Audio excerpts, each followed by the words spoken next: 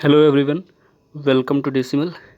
ये वीडियो उन लोगों के लिए है जो super TET, UP TET, C TET या रीट, एमपी टेट किसी भी एग्ज़ाम की तैयारी कर रहे हैं इनमें से, या फिर वनडे एग्ज़ाम की अगर आप तैयारी कर रहे हैं।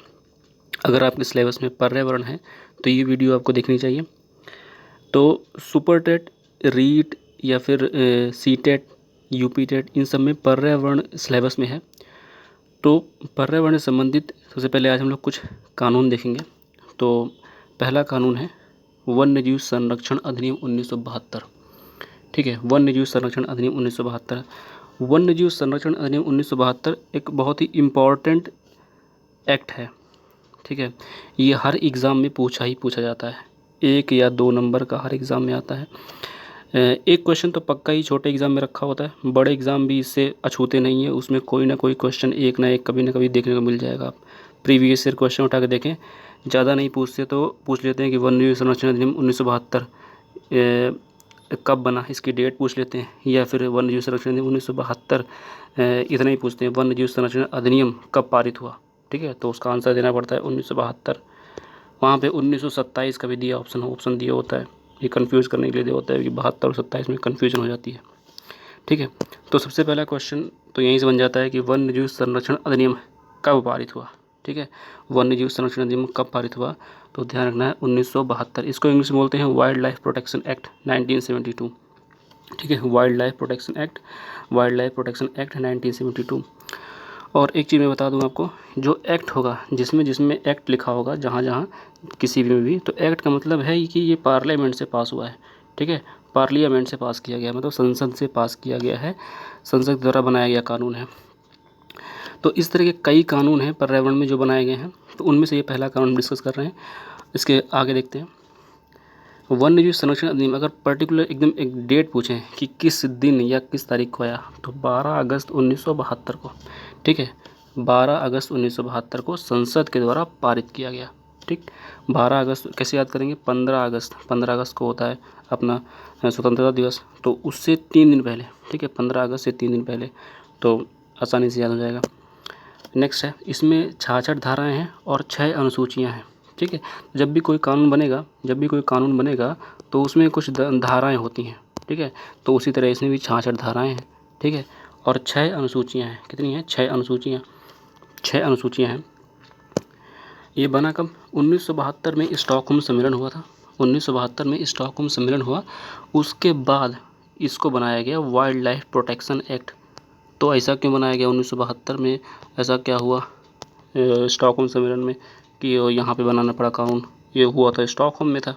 तो उसके लिए मैं बता दूँ, स्टॉकहोम सम्मेलन में विश्व के लगभग सभी देश शामिल हुए थे और सब ने एक दूसरे से प्रॉमिस किया कि भाई हम लोग वन्यजीवों को संरक्षण करने के लिए अपने देश में कोई ना कोई कानून बनाएंगे, क्योंकि वन्यजीव जो है धीरे धीरे विलुप्त हो जाते। कोई ना कोई, जैसे चीता है, चीता विलुप्ति के कगार पे आ गया था।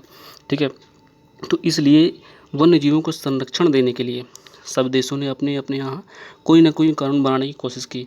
तो उसी स्टॉकहोम सम्मेलन की तर्ज पे भारत सरकार ने भी अपने यहाँ एक कानून बनाया, जिसका नाम दिया वाइल्ड लाइफ प्रोटेक्शन एक्ट 1972। ठीक है, तो ये ध्यान रखना कि ये क्यों बनाया गया, क्योंकि स्टॉकहोम सम्मेलन हुआ था, उसमें सब देशों ने समझौता किया कि हम लोग वन्यजीवों को संरक्षण देने के लिए कोई ना कोई कानून बनाएंगे। तो ये भी यहाँ से 2 क्वेश्चन मिल जाता है कि वन्यजीव संरक्षण अधिनियम कब पारित हुआ, दे देंगे स्टॉकहोम सम्मेलन के पहले, स्टॉकहोम सम्मेलन के बाद, है ना, या फिर 2 ऑप्शन कोई और दे देंगे। यहाँ से एक और क्वेश्चन बन जाता है कि स्टॉकहोम सम्मेलन कब हुआ। ठीक है, तो स्टॉकहोम सम्मेलन 1972 में हुआ था। एक क्वेश्चन यहाँ से बन जाता है। इसमें एक अमेंडमेंट भी हुआ था 2003 में। ठीक है, अमेंडमेंट मतलब संशोधन कर दिया गया, संशोधन। ठीक है, संशोधन क्यों करते हैं? समय के हिसाब से क्या होता है कि कुछ कानून बदलते जाते हैं, ज़रूरतें बढ़ती जाती हैं। ठीक है, जैसे हमारी ज़रूरतें बदलती जाती हैं, वैसे जानवरों की भी कुछ ज़रूरतें हो जाती हैं, जंगलों में कुछ ज़रूरतें हो जाती हैं। तो उसको टैकल करने के लिए इस तरह संशोधन किए जाते हैं। उसमें कुछ नए प्रावधान जोड़ दिए जाते हैं, या कुछ पुराने प्रावधान हटा दिए जाते हैं, मतलब संशोधन कर दिया जाता है, कुछ अमेंडमेंट कर दिया जाता है। ठीक है, इतना। आगे नेक्स्ट देखते हैं। तो इसकी जो बताया ना कि 66 धाराएँ और 6 अनुसूचियाँ हैं, तो ये 6 अनुसूचियों के बारे में देख लेते हैं। तो पहली अनुसूची जो है, इसमें अच्छा, ये क्वेश्चन ये भी बन सकता है कि कितनी अनुसूचियाँ हैं, ठीक है, तो वहाँ पे दे देंगे 2 अनुसूची, 5 अनुसूची, 4 अनुसूची, 7 अनुसूची, सॉरी 1 दे देंगे, 6 अनुसूची, 5 ऑप्शन नहीं होता। 5 ऑप्शन कुछ एग्ज़ाम होता है बिहार के एग्ज़ाम में, इनमें नहीं होता, यूपी के एग्ज़ाम में, ठीक है, तो 6 दे देंगे। ये मतलब कि 4 ऑप्शन दे देंगे, 2, 5, 4, 6, तो आपको 6 टिक करना होगा, ठीक है। अनुसूची, पहली अनुसूची जो है उसमें दंड का प्रावधान है, ठीक है, दंड मिल सकता है, उसमें 43 वन्यजीव शामिल है, ठीक है, दंड उसमें वन्यजीवों की संख्या पूछ सकते हैं अनुसूची 1 में, तो इसमें 43 वन्यजीव हैं। दूसरा है, इसमें सज़ा का प्रावधान है, ठीक है, इसमें सज़ा का प्रावधान है, जो अनुसूची 2 है उसमें भी और अनुसूची 1 में भी। दंड का मतलब सज़ा ही होता है एक तरह से, ठीक है, सज़ा का प्रावधान है। दोनों अनुसूचियों के तहत आने वाले जानवरों का शिकार करने पर कम से कम 3 साल की और अधिकतम 7 साल की, ठीक है, कम से कम 3 साल की और अधिकतम 7 साल की जेल होती है अगर कोई जानवरों का शिकार करता है तो, ठीक है। और जुर्माना जो होता है वो 10,000 रुपये और अधिकतम जुर्माना 25 लाख रुपये, मैक्सिमम 10,000 रुपये, ठीक है, मैक्सिमम 10,000 रुपये, मिनिमम 10,000 रुपये और मैक्सिमम 25 लाख रुपये, मैक्सिमम 25 लाख रुपये। अनुसूची 3 और 4 में क्या है कि संरक्षण प्रदान किया गया है, लेकिन इसमें आने वाले जानवरों और पक्षियों के शिकार पर दंड बहुत कम है। मतलब कि अगर इसमें जो अनुसूची 3 और अनुसूची 4 में जो जानवर लिस्टेड हैं उनका अगर शिकार किया जाता है तो दंड तो मिलेगा, ये तय है, लेकिन दंड का प्रावधान कम है, ठीक है। नेक्स्ट है अनुसूची 5। अनुसूची 5 में उन जानवरों को शामिल किया गया है जिनका शिकार हो सकता है, मतलब ऐसे जानवर जिनका शिकार किया जा सकता है, ठीक है। तो ये ध्यान रखना कि जो वाइल्ड लाइफ प्रोटेक्शन एक्ट है वन्य जीवों को संरक्षण ही नहीं देता, कुछ ऐसे जानवर हैं जिनका शिकार करने की भी अनुमति देता है, मतलब इन जानवरों को शामिल किया गया है जिनका शिकार किया जा सकता है। देखो शिकार करते क्यों हैं, जैसे क्या होता है कि कुछ जीव होते हैं जिनको वर्मी जीव कहा जाता है, वर्मी जब इनकी तादाद बहुत ज़्यादा बढ़ जाती है ना, तो ये सोसाइटी में या किसानों को परेशान करने लगते हैं। जैसे किसानों के खेत में चले गए, उनकी आलू खोद के फेंक दिए, उनकी गाजर खोद के फेंक दिए, ठीक है। तो इस तरह के कुछ जानवर होते हैं, जैसे खरगोश किसी अगर खेत में जनसंख्या उनकी बढ़ जाए संख्या तो पूरी एकदम फसल बर्बाद कर देंगे, गाजर खोद के अलग कर देंगे, ठीक है। कहीं कहीं कुछ और भी जानवर होते हैं, तो उनको जो है शिकार करने की अनुमति सरकार दे देती है कि ये जो है इनका शिकार कर सकते हो आप, ठीक है। नेक्स्ट है अनुसूची 6।